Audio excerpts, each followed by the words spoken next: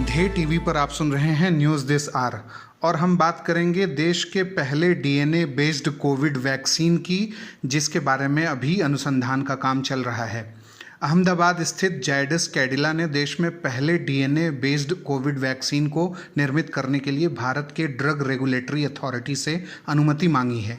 Company का कहना है कि यह नीडल फ्री वैक्सीन है, जिसने सिम्टोमेटिक कोविड-19 के खिलाफ 66% संरक्षण प्रभावशीलता यानी प्रोटेक्टिव इफिकेसी दर्शाई है। इस कंपनी ने central drugs standard control organization से अपनी इस वैक्सीन यानी ZYCOV-D के आपातकालीन उपयोग की मंजूरी के लिए आवेदन किया है। यह 3 डोज वाली वैक्सीन है और परीक्षण से यह पता चला है कि 12 से 18 साल के बच्चों के लिए सुरक्षित और प्रभावशाली है। 28,000 लोगों के ऊपर यह परीक्षण कर निष्कर्ष निकाला गया है। वैज्ञानिकों का मानना है कि डीएनए वैक्सीन का आइडिया 15 वर्ष पुराना है, लेकिन अभी तक वाणिज्यिक स्तर पर कोई डीएनए वैक्सीन सामने नहीं आई है। इसके विकास को वैज्ञानिक महकमे में चुनौतीपूर्ण माना गया है। फरवरी 2021 में पुणे स्थित नेशनल इंस्टीट्यूट ऑफ वायरोलॉजी के वैज्ञानिकों ने रिपोर्ट दिया था कि ZYCOV-D वैक्सीन ने रीसस बंदरों में महत्वपूर्ण न्यूट्रलाइजिंग एंटीबॉडीज़ को उत्पन्न किया था और उनमें वायरल लोड को कम किया था। लेकिन इससे पहले 3 साल पहले जर्मनी के मैंज स्थित यूनिवर्सिटी मेडिकल सेंटर के वैज्ञानिकों डोमेनिका हुबेर्निक और मैथियास ब्रॉस ने अपने अध्ययन में बताया था कि डीएनए वैक्सीन द्वारा उत्पन्न इम्यून रिस्पॉन्स काफ़ी निम्न रहा है, काफ़ी लो रहा है और यह बहुत संतोषप्रद परिणाम देने वाला नहीं रहा है। लेकिन हमें यहाँ यह भी जानना जरूरी है कि डीएनए वैक्सीनेशन के बारे में या डीएनए वैक्सीन के बारे में WHO क्या कहता है। WHO का कहना है कि डीएनए वैक्सीन के जरिए एक प्लाज्मिड जिसमें डीएनए सीक्वेंस रहता है जो एंटीजन की एनकोडिंग करता है और इसी एंटीजन के खिलाफ इम्यून रिस्पॉन्स पाने की कोशिश की जाती है।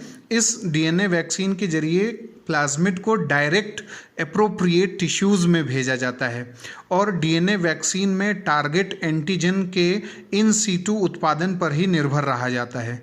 डीएनए वैक्सीन की खास बात यह है कि इसमें B और T दोनों कोशिकाओं के रिस्पॉन्स को स्टिमुलेट यानी उद्दीपित किया जाता है और इसमें किसी संक्रामक एजेंट के अनुपस्थित रहने के अवसर WHO के अनुसार ज़्यादा होते हैं और तुलनात्मक रूप से इसका बड़े पैमाने पर विनिर्माण यानी मैन्युफैक्चरिंग भी आसानी से की जा सकती है।